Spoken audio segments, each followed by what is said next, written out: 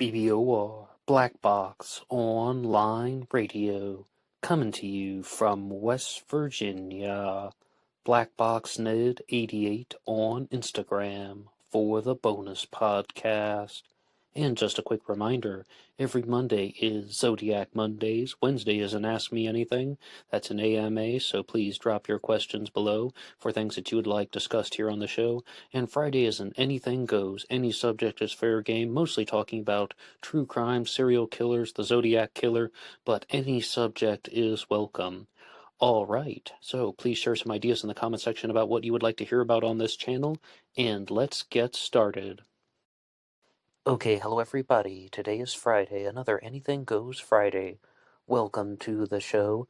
First, I would like to give a big thank you to everybody who listened to the recent episode on Donna Lass, which came out yesterday. On Thursdays this year, I've been doing a regular segment about the disappearance of Donna Lass from 1970, and I would like to ask you guys a question. Is there another particular true crime case that you would like to hear about in a multi-part series? I might even do another poll in the near future.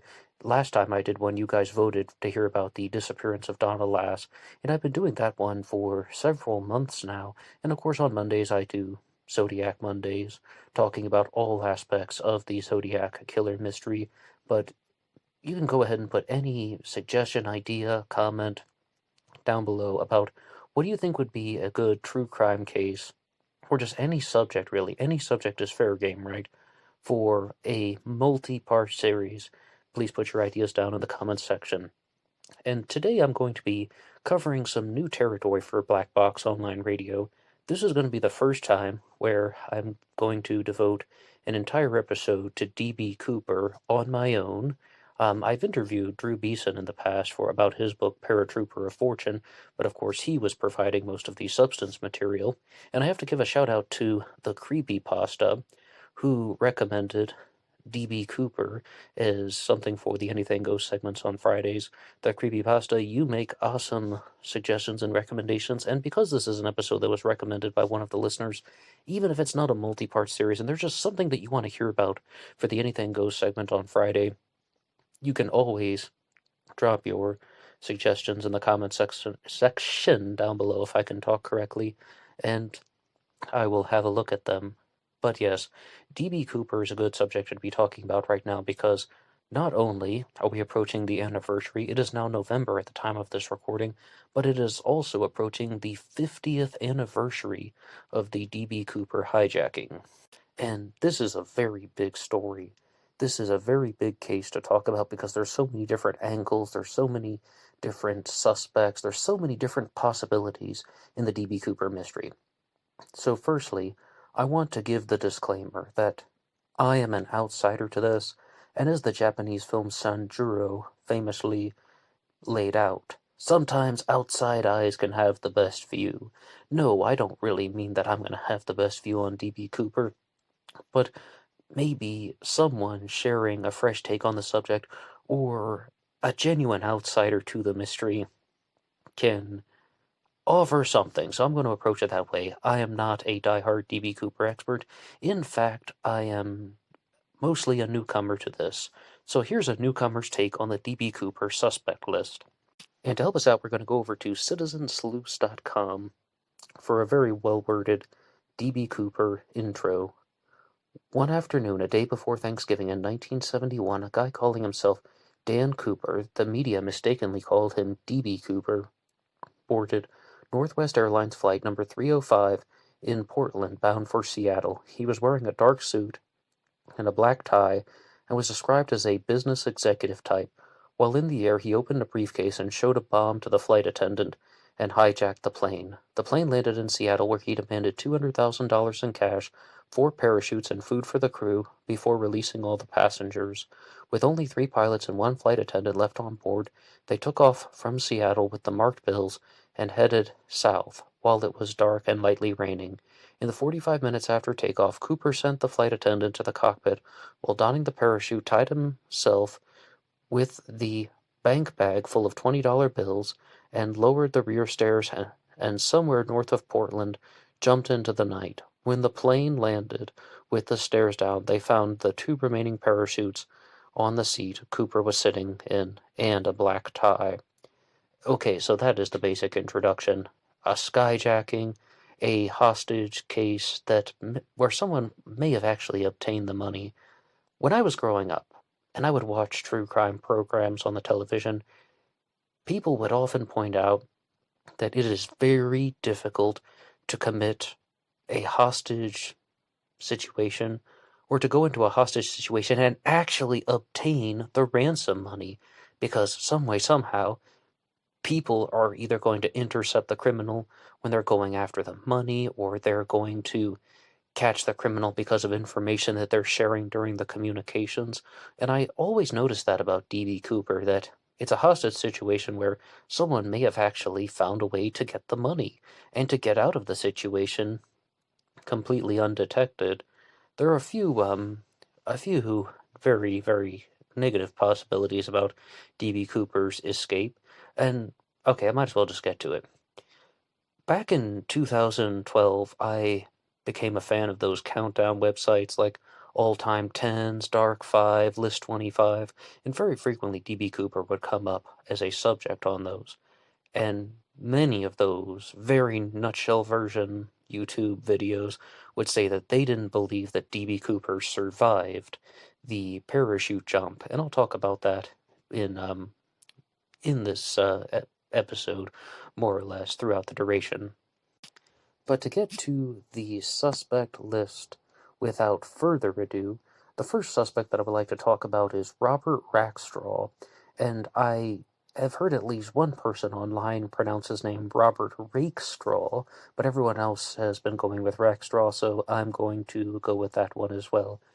I found the YouTube channel Let Me Know. It was one that I had never listened to before, but their D.B. Cooper video had 11 million views, so I'm going to give them some credit for citing the source, so to speak.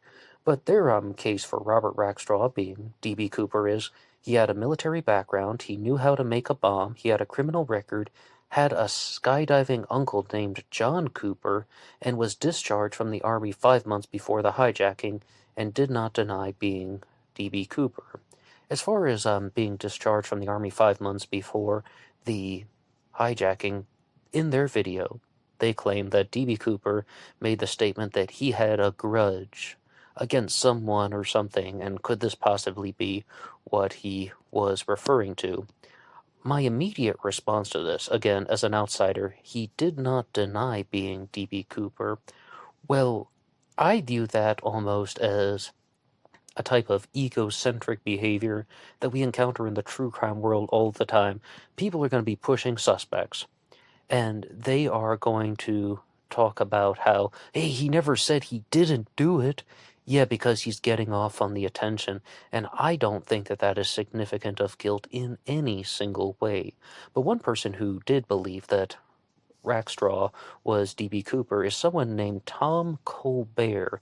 In a previous episode, I referred to him as Tom Colbert, but I heard on Drew Beeson's channel that it's pronounced Colbert, and I guess more people are going to be doing that in this century now. Yeah, pronounce your names any way you want. But let's just read some of the things that this guy shared. And I forgot the biggest point. Colbert is one of the guys who is associated with the case breakers, the people who brought Gary Francis Post forward as a Zodiac killer suspect. And I'm going to go to a San Diego Union Tribune article by Jeff McDonald that says, he was a high school dropout and U.S. Army paratrooper, trained in explosives and psychological operations. He also worked as a pilot for hire in pre-revolution Iran and served more than a year in prison for stealing a plane and passing bad checks. And, yes, they were talking about the passing of Robert Rackstraw at the end of this article here. But let's hear a little bit more about Colbert's theory. Colbert believes 2 other men helped pull off the heist after they were allegedly seen on a small plane in another airfield around the time of the hijacking. They are then said to have picked up Cooper after he landed and flew under the radar to drop him off safely so that he could make his getaway. Colbert is an is adamant the FBI was too hasty to wrap up the investigation and now says the revelation of the hidden messages, especially links to the CIA, proves why the agency has been stonewalling. I mean, I meant to read the whole text before I threw in an interjection, but that's almost just making excuses about why someone's theory doesn't work. But to continue, he said his team found what they believed to be a parachute strap and foam padding from the skydiver's backpack in the forest near Cooper's alleged jump location in 2017. They turned over the two items, along with the dig site itself, to the FBI.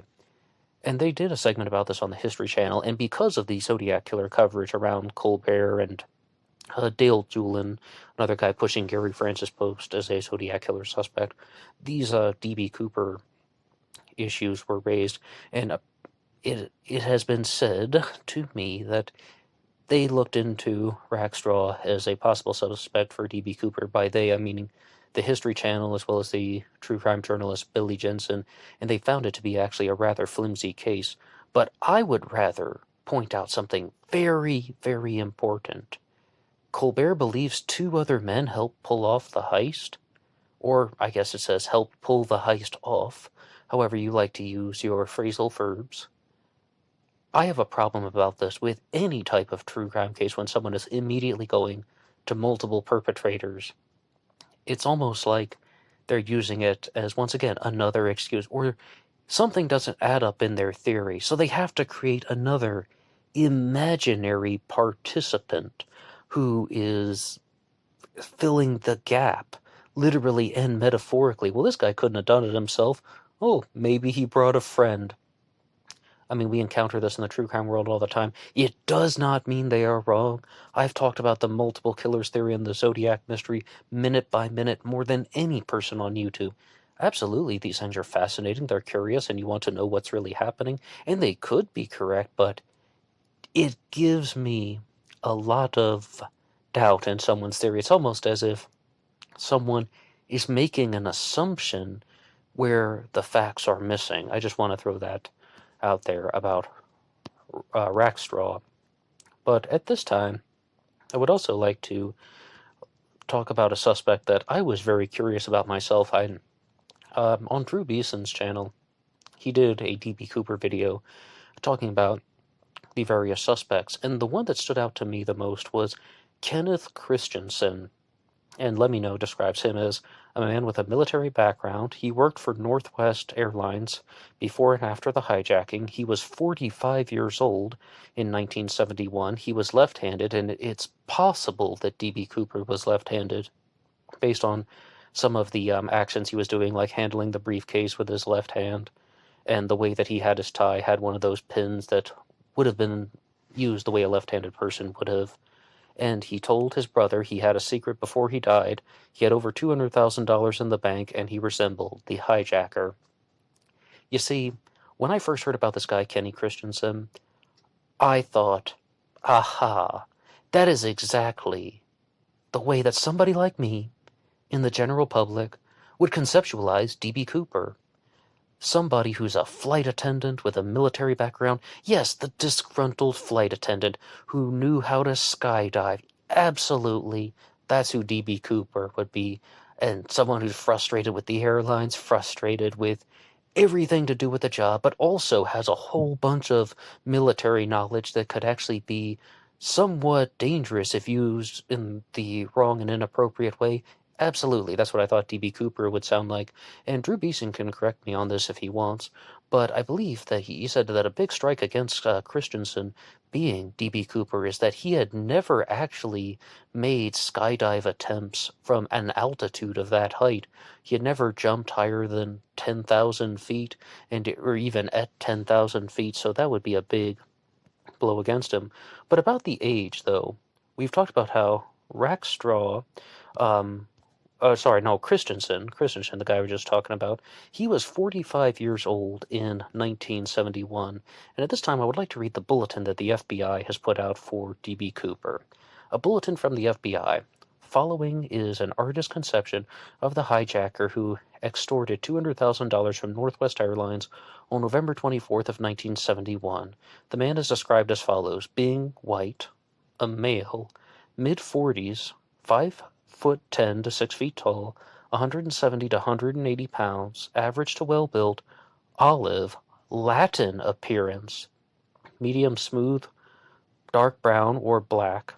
That's the hair. Sideburns, low-level sideburns, possibly brown eyes. During the latter part of the flight, put on dark wraparound sunglasses with dark rims. Voices low, spoke intelligently, no particular accent, possibly from the Midwest section of the United States. That will come up later. A heavy smoker of Raleigh filter-tip cigarettes, wore a black suit, white shirt, narrow black tie, black dress suit, black green type overcoat or dark top coat, dark briefcase or attaché case, and carried a paper bag 4x12 by 14 and had brown shoes. Okay, so the age will be important. I think it's also important to be aware that some people look older than their age and some people look younger than their age. But if someone is going to be pushing a 25-year-old DB Cooper suspect or a 28, 29-year-old DB Cooper suspect, and he's estimated to have been 40 to 45 years old, in the mid-40s, that might be viewed as a strike against someone. I don't think it would immediately disqualify somebody as a DB Cooper suspect. But if you have Googled DB Cooper once in your life, you may have encountered the name Richard McCoy, Richard F. McCoy Jr. And in fact, I think that he was a suspect that was really coming to the top of the search results. And I can definitely see why, but I'll just read what Lemino has composed for him. He hijacked and parachuted from a Boeing 727 in 1972.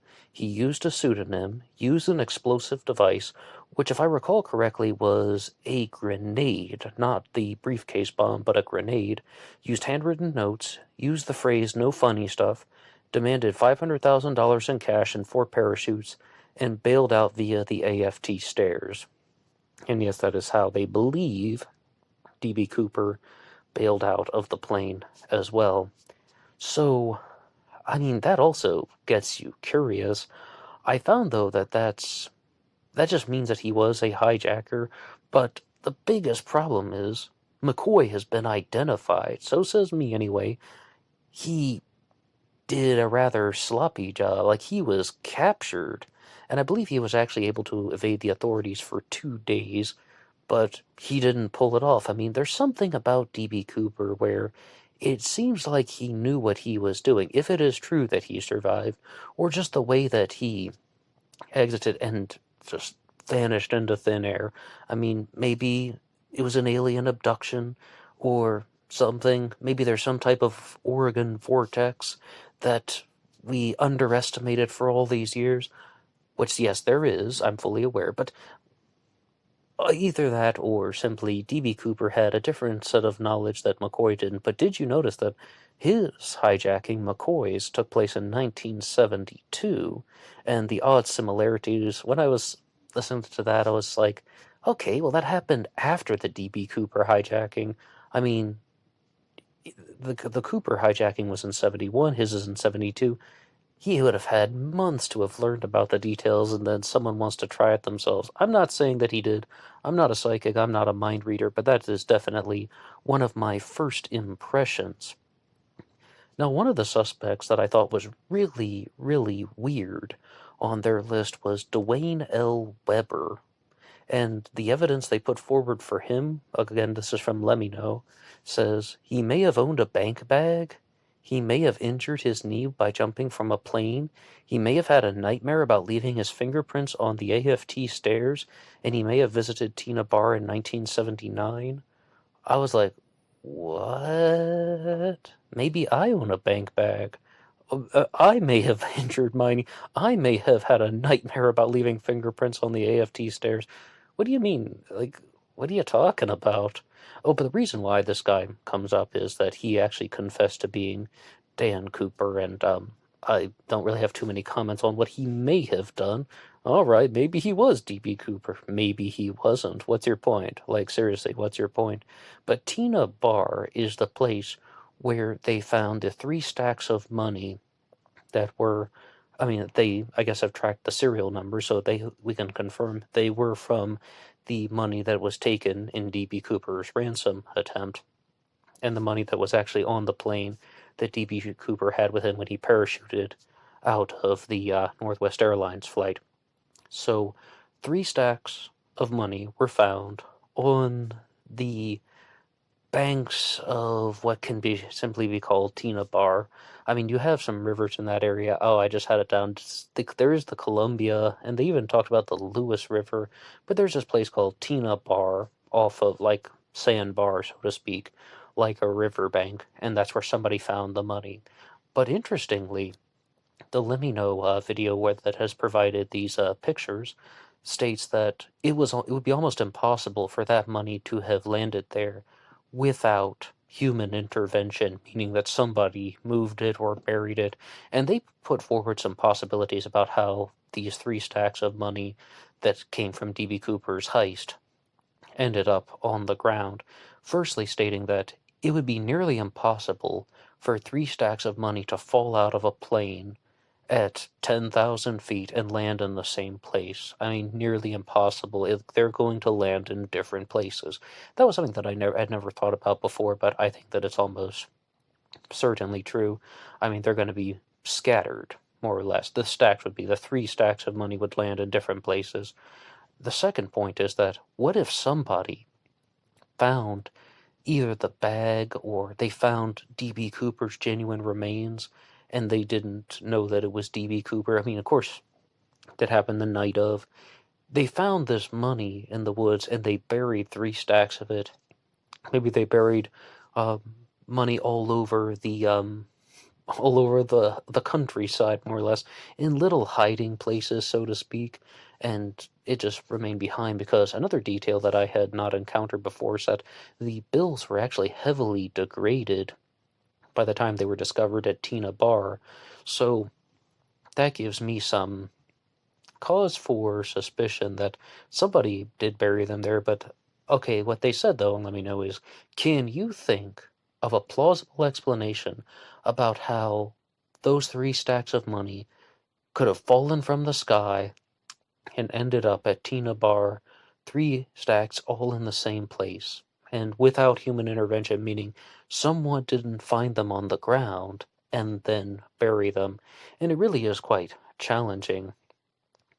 But to go to a different suspect, I have talked a lot about Drew Beeson in this episode because I've interviewed him in the past, and he's the author of the book Paratrooper of Fortune, which talks all about his D.B. Cooper suspect, Ted B. Braden. And I would like to share a message that Drew Beeson has written about Ted B. Braden. First, he wrote to me and said, Ned, I'm excited to hear about your upcoming D.B. Cooper episode on Black Box Online Radio. I can tell you since the last time you had me on BBOR talking about my prime suspect, Ted Braden, being the infamous D.B. Cooper, I have only become more solidified in my belief. Like someone remarked on a D.B. Cooper message board on Reddit, if you had to invent a D.B. Cooper suspect, you would invent Ted Braden. I promise that wasn't me. Ted Braden was arguably the best parachutist that ever lived, and had the intellect to come up with the Cooper caper in the first place. I will let others determine how much he resembles the Cooper sketches. Below is an excerpt from my book, and this is what I will share with you guys in a second, about Ted Braden from the book Paratrooper of Fortune. Good luck with the show, Drew. Okay, so first, thank you to Drew for providing me with this text here that I can read to you guys.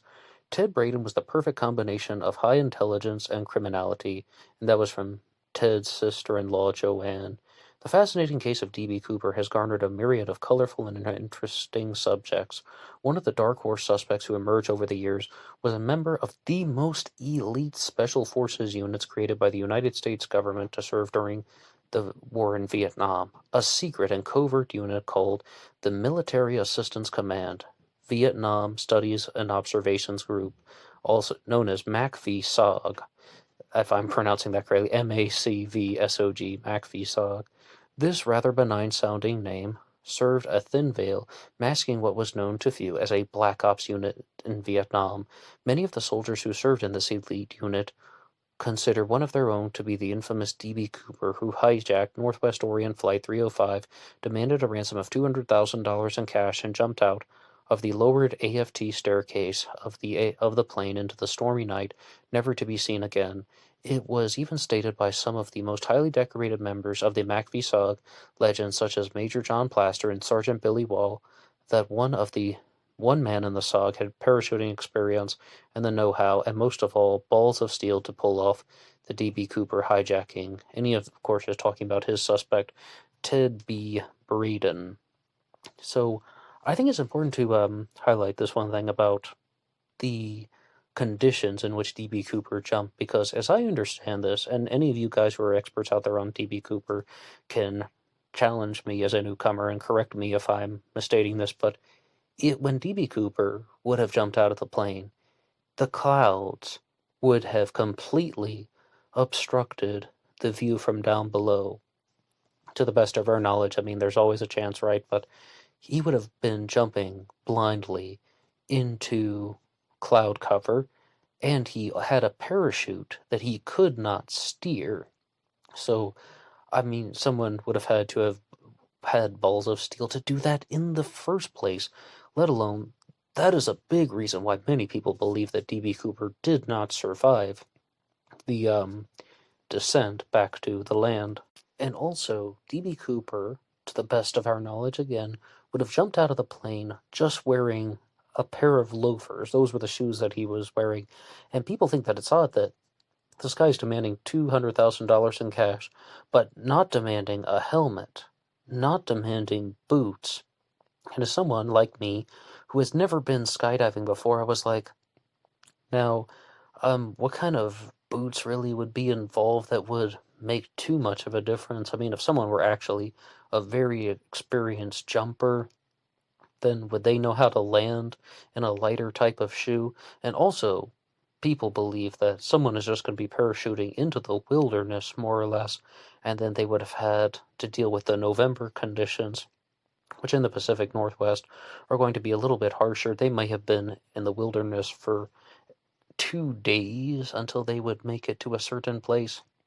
And then the manhunt for D.B. Cooper was launched. So, I mean, you guys be the judge. But if you would like to hear more about Ted Braden, you can look at the book Paratrooper of Fortune by Drew Beeson, the story of Ted Braden, Vietnam Commando, CIA operative, Congo mercenary, and just maybe D.B. Cooper.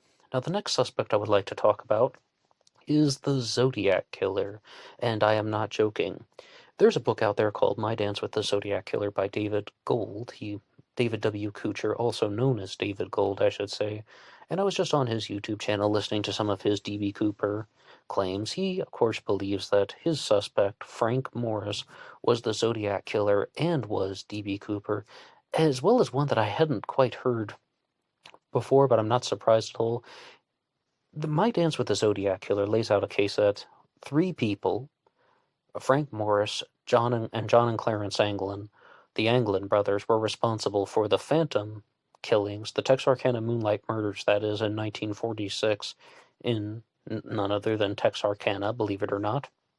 And then they went on to become the Zodiac Killer. Yes, the Zodiac was a group of people. And then Frank Morris was D.B. Cooper. But in his video that I was just watching about D.B. Cooper, he also accused Frank Morris and the Anglin brothers of murdering the Black Dahlia, Elizabeth Short, in 1947. And in a video that he did, actually responding to my channel, he stated that Frank Morris and the Anglin brothers were responsible for the Mothman murders, but I was so glad that he corrected himself and said, okay, not the murders, but the Mothman, because I was like, as a West Virginian, the Mothman is not a murder crime spree, so to speak.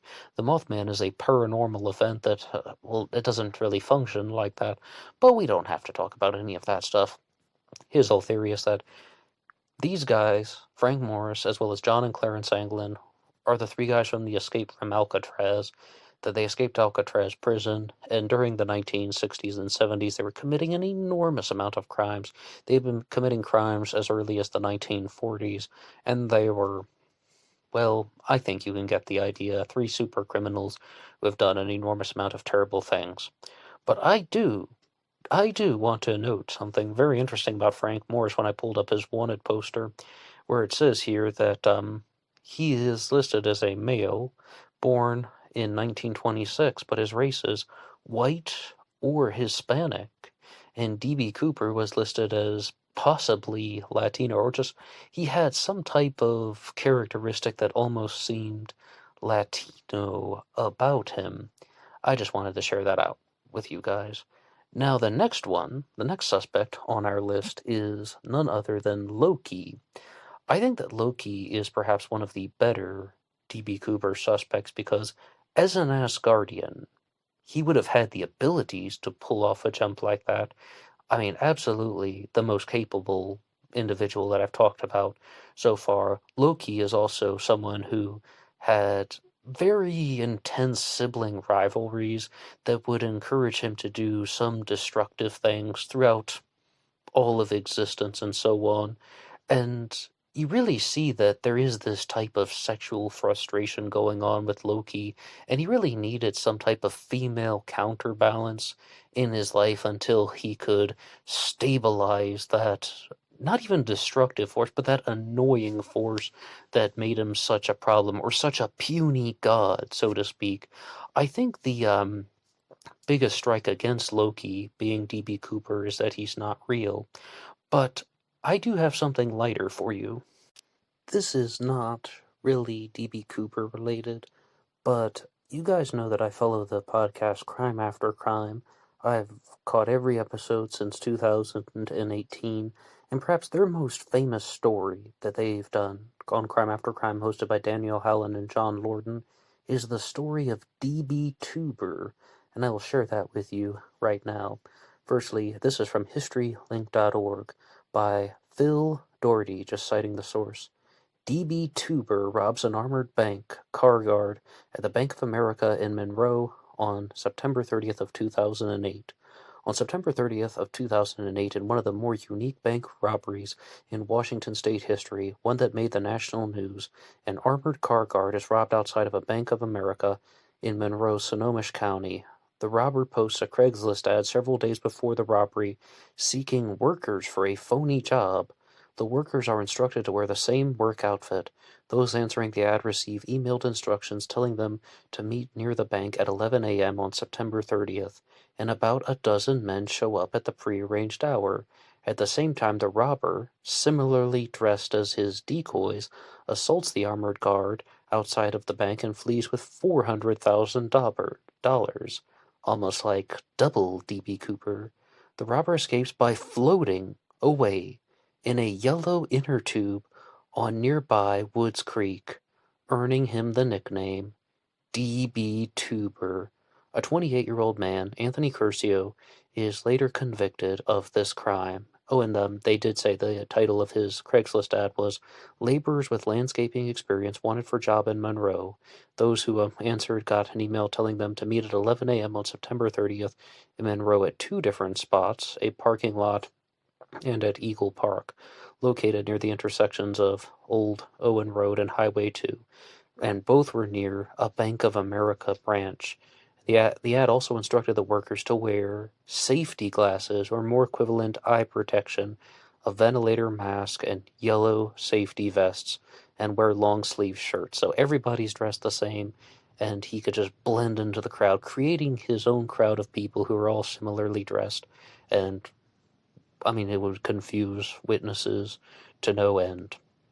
So this really is a fascinating story, but much like some of the people that we've talked about, they have done some very intense criminal behaviors. I mean, of course, Frank Morris and the Anglin brothers were sent to Alcatraz, but even McCoy was not successful with his hijacking attempt, nor was D.B. Cooper. He was apprehended. And the final suspect that I will share with you in the D.B. Cooper mystery is none other than D.B. Cooper himself.